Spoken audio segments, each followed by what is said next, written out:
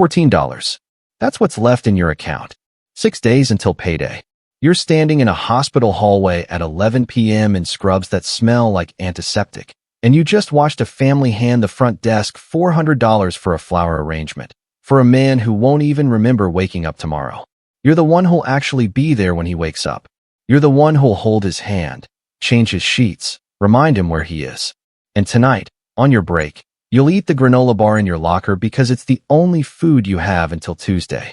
This video is about the 6 days that come after that moment, and the one afternoon that quietly rewired everything you thought you knew about money.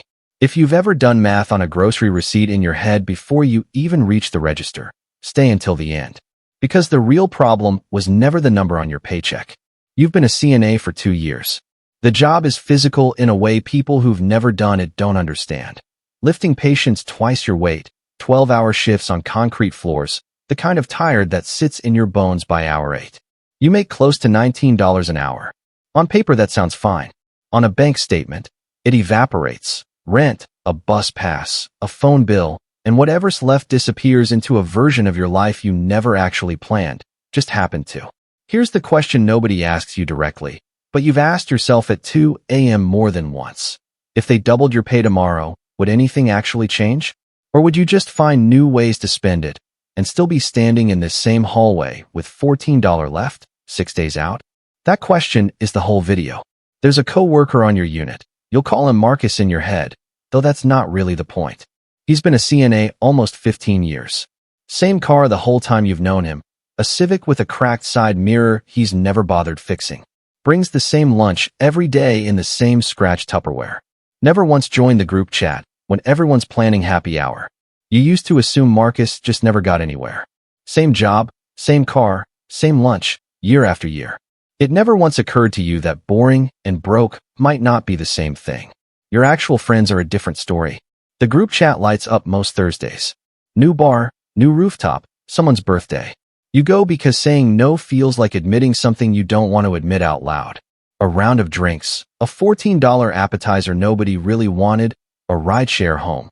By the time you check your account Friday morning, one night out ran you close to $90. $90 is almost 5 hours of lifting patients. You never thought about it in hours before. Just dollars. Dollars disappear quietly. Hours feel different. The pattern has a shape by now, even if you've never drawn it. Spike on payday. Steep drop by day 4. Flat and empty for the rest. You didn't have a name for it. You just knew the feeling of counting days, again, like clockwork. But something happens on a Tuesday that breaks the pattern for good. You're walking to the bus stop after a double shift when you see it. A tow truck in the apartment lot, hazards flashing, hooking up a car 3 payments behind.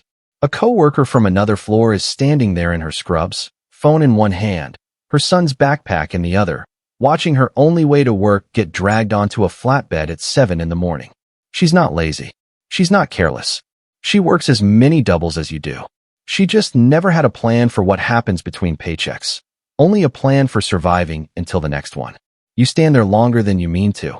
Because for the first time, you see it clearly. It was never just the paycheck keeping people stuck.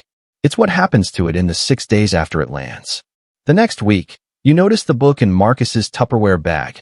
Not food, a paperback, corners soft from being reread. You ask what it is almost as a joke. He hands it to you without a word, like he's been waiting for someone to ask. The book isn't flashy. No promises of getting rich overnight. The first real idea in it stops you cold. A small paycheck isn't the problem. The absence of a plan is. Further in, there's a section on something called paying yourself first, moving a set percentage of every paycheck into savings automatically, before you see the rest, before you can spend it.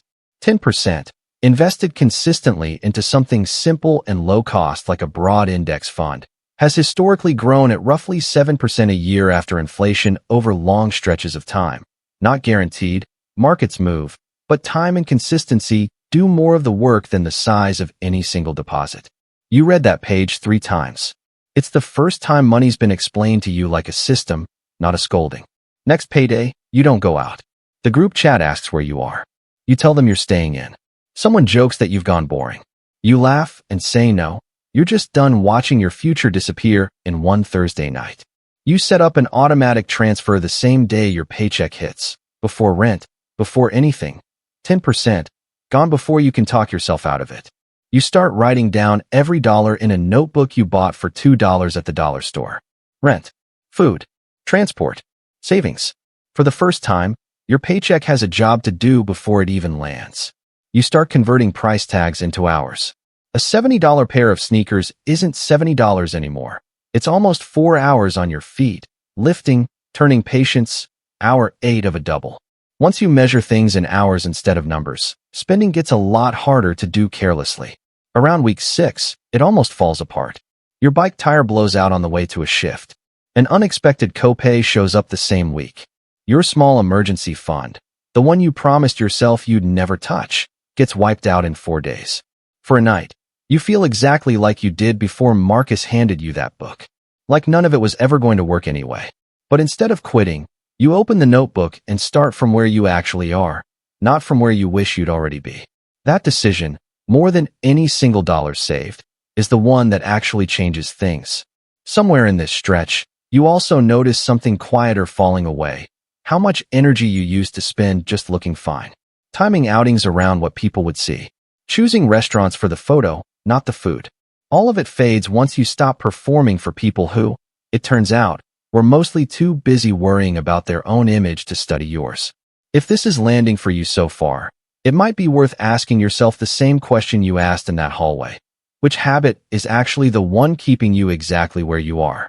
And if you want the exact worksheet used in this story, the same 4-envelope system, laid out so you can fill it in with your own numbers, it's linked below.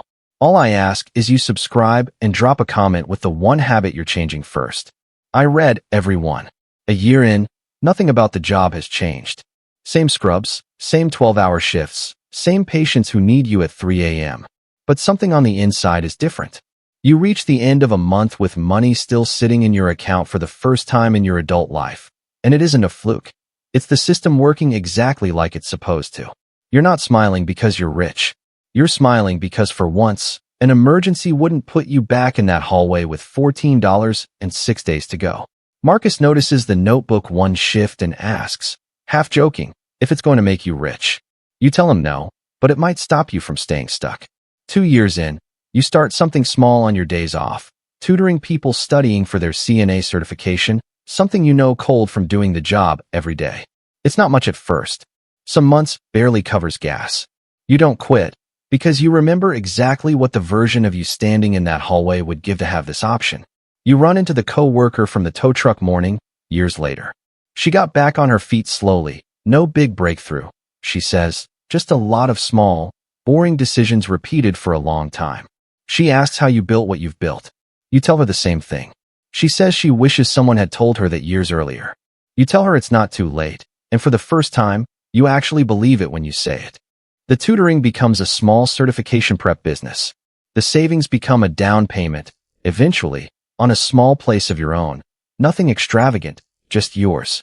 The day you get the keys, you stand in the empty living room and think about every night you skipped dinner to make sure you had bus fare. You don't say anything out loud. You don't need to. Looking back, the hardest part was never the math. Automating 10% isn't complicated. Writing numbers in a notebook isn't complicated. What's actually hard is sitting with the discomfort of staying in while everyone else goes out, of being the person in the room who looks a little different from the rest of the group chat. The plan was simple. Sticking with it was the real work, and that's the part nobody warns you about. A lot of people believe a small paycheck is the reason they can't build anything. Sometimes it's not the paycheck. It's the 6 days after it lands, with no plan attached to them. So here's the question to sit with. When your next paycheck lands, does it disappear, or does it become the first 6 days of something different?